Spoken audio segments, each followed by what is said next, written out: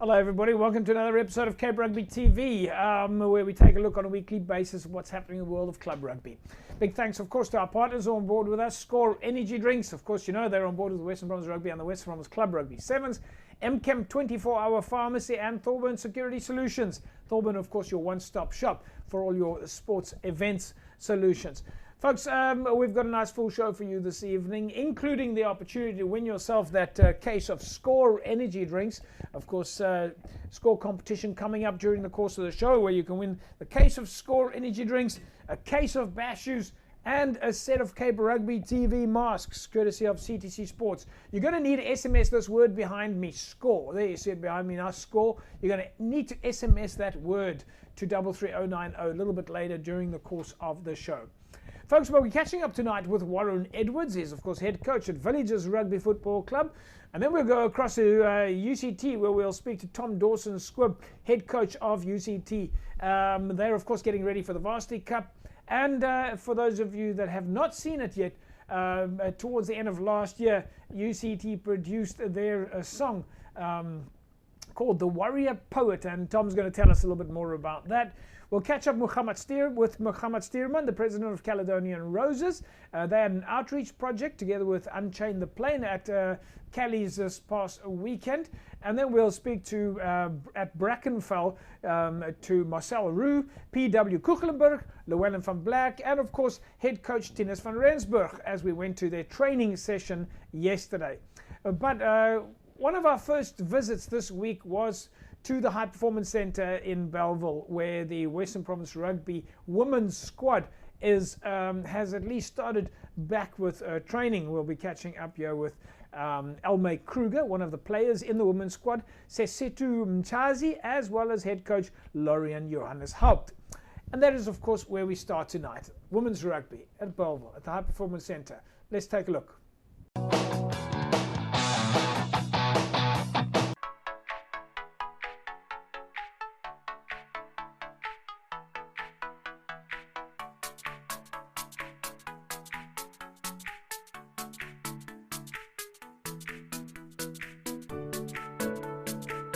Yeah, we're a big group of people. We come from all over the Western Cape, so it's very different from your little lockdown groups where we've been stuck with the same people, and now you have people that share your passion from rugby, and it's just being able to love each other within the game, and just, yeah, it's a part of yourself that you've been missing. It's been over a year of doing home workouts, going to the gym on your own, not a lot of motivation. I mean, now when we go on to the last set, you could feel the energy, the people are wanting to finish, and yeah, it's been a long time coming, but you want to come out here, you want to die and give every bit you can so that next week you can do a little better and push further.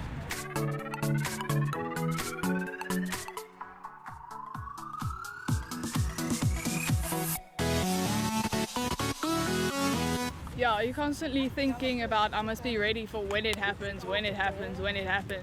And you hear a bit of news that it might start, it might not, and then it keeps coming, going. You see the rugby on the TV and you're like, yes, I'm getting there, I'm gonna get there.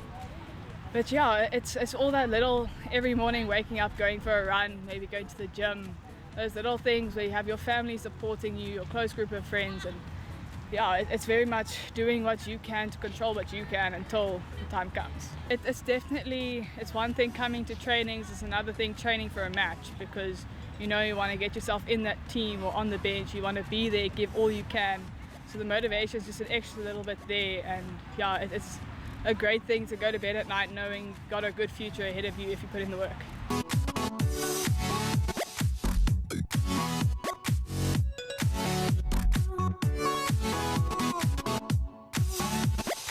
Yeah, I mean, it's been a whole year and a few months. It's a great feeling to be back at the field. Although, I mean, we've lost some fitness along the way because of COVID. That was out of our hands, but it was great. It's great to be back. I mean, yeah, I don't know how to explain the feeling.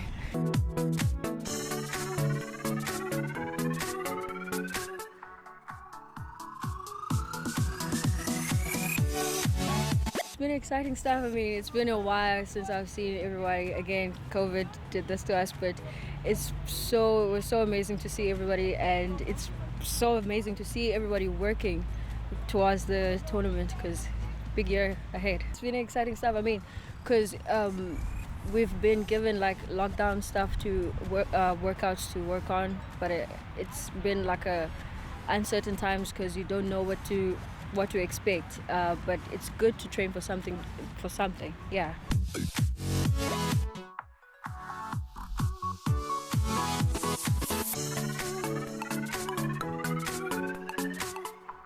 I mean, we're a big group and we came from like different backgrounds, so it's been like difficult to find like the safest place to go run, like that 5K, or like getting space, like a field to run like our shuttles, because we couldn't like be in a big group. But I mean, we've been pushing, so I feel like this is a great start. This is a great way to start the year.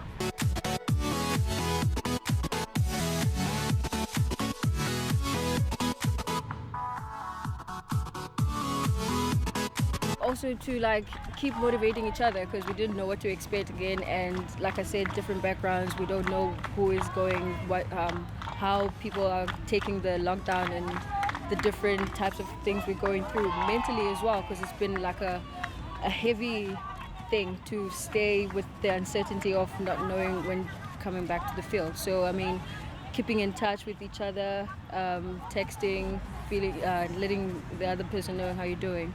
It's been a ride, but here we are.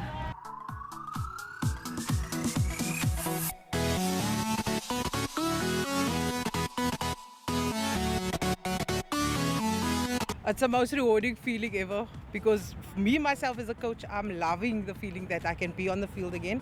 The girls, we have our juniors in the system now. Our seniors are back, our juniors are back. We've got a nice big squad. Looking forward to an extended season where it's a double round, home and away. First time in history it's happening, so we're very chuffed about that. It's very awesome.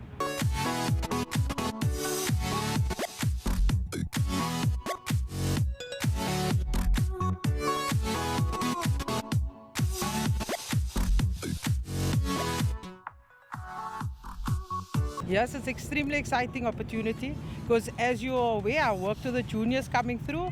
I've been involved with the seniors for the past 3 years now. So it's nice to see all the grassroots workers finally producing the fruits for the future. Yes, in women's rugby, it's passion driven. These girls commit, they work, they study, they're at school, they commit to what they're doing. This is not professional for them, but you can see on their faces, like you said, they're excited, they're energetic, and they're hungry to be back on the field and doing their best.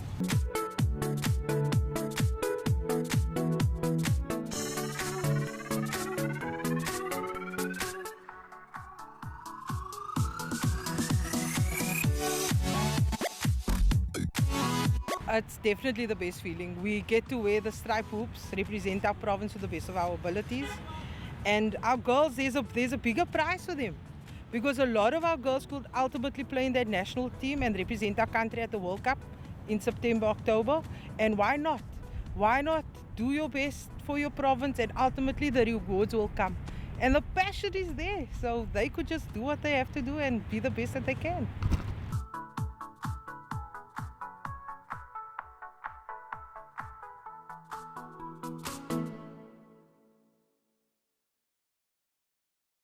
Western Province Women's Rugby back on track, back at the High Performance Centre doing their testing, and isn't that fantastic? Fantastic to see that the boots are back on, and wow, what a gears!